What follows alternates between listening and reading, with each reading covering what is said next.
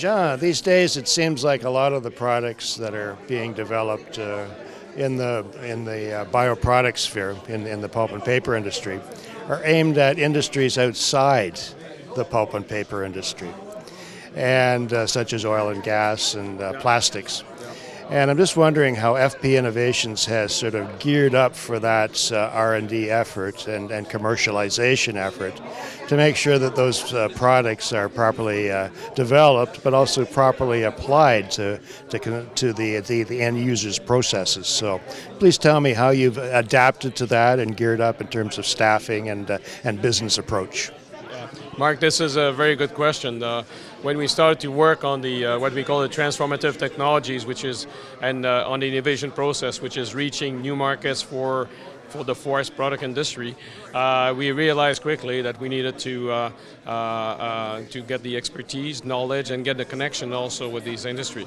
You know, like every industry each industry has their own issues, problems, way of operating, supply chain, etc. And you need to learn. So there's several ways. First of all, we've hired and formed a business development group, where they give us the intelligence support, the market intelligence, the financial analysis, and so on. So we have developed this internal capacity. We're also connecting and hiring people at the demand, some of the consultants who understand and knows these markets and getting connected. But most of all, what we've learned from the innovation process is you do need to talk to these potential customers, and very often to these customers, and understand what their issues and translating this into your own language, because very often one industry has their own sets of word language, which is not the same. So you need to calibrate and adjust and understanding how they operate. So there's on the financial aspect, on the understanding of the market, making these connections, and most likely the most important is working closely with them. If you look at the innovation, even outside the forest product industry, the small startup company who fails is because they haven't worked with customers. And that's the key of the innovation process, understanding their needs, their most important needs, and working with them to fill those needs. This is perhaps a related question. In any conference where the topic is research and development, one topic that always comes up is the Valley of Death.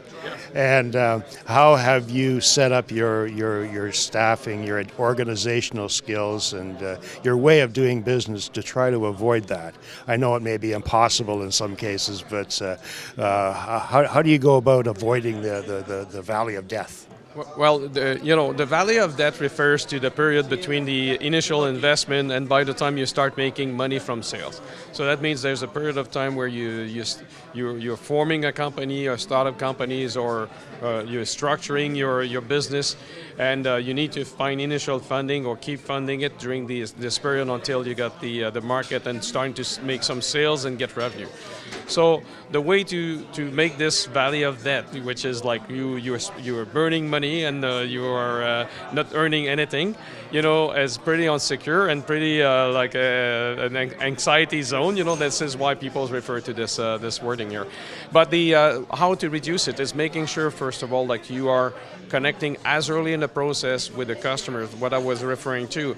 In the innovation process, accelerated innovation process or management process, what you do is, instead of working on a technology and then try to push it to the market, if you get your customers involved quickly, so that means there will be takeoff agreement as early as possible, making sure that you're going to be producing the same thing, in the same time as making sure that your researcher will work on the right aspect of the process or the product to fill the needs. This is how you're going to reduce the time to in this Valley of Death. So accelerating from upstream to downstream by connecting making a bridge with the customer. But honestly, I think that this Valley of Death, or this period where it takes times, where like everybody refers that it's always longer than you expected, and that's true. But there's ways to minimize that period. And some of the company, another aspect to how reduce the Valley of Death is to get not necessarily hitting the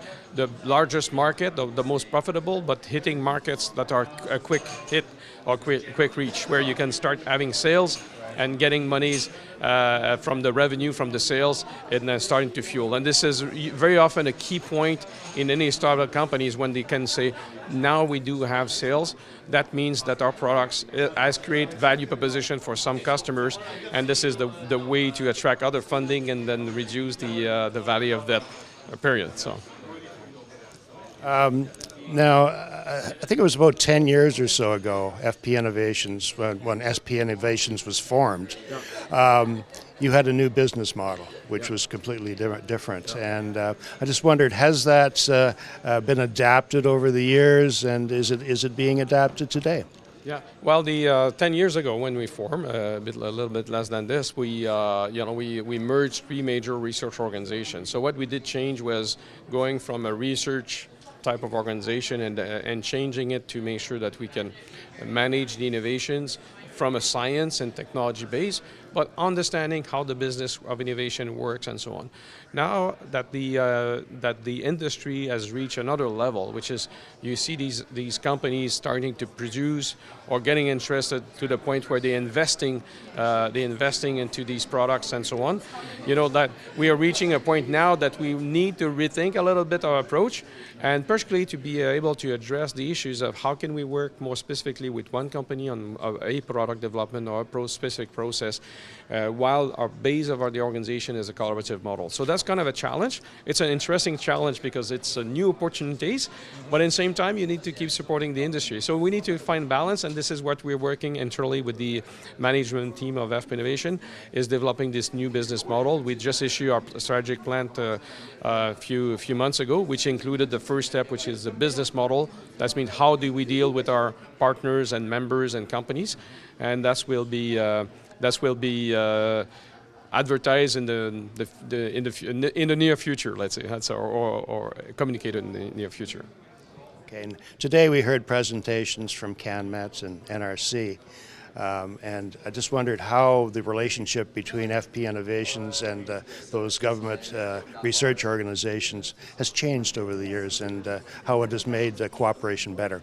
Yeah, we are like most of these research centers are also taking the turn of the innovation, and some of them were pretty well tuned to the industry, and we are developing the relation. Like we have intense discussion with NRC, on a regular basis about how can we, because they also changed their business model only recently, and we need to adjust and see how we're going to be able to calibrate efficiently.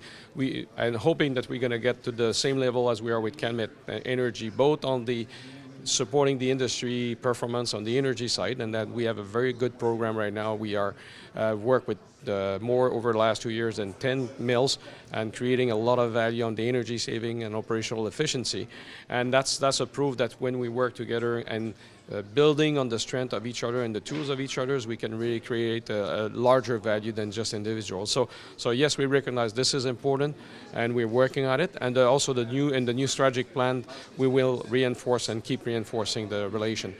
Just to mention that we're also going international. Last year we did sign with the 2 major research organizations in France.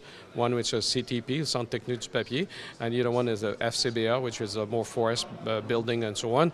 And we see there also a lot of synergy. So we need to reach outside, and we are building these relations, and that's a good thing for the Canadian industry, because we can generate more value and accelerate also and get out of the value of debt quickly. That's right.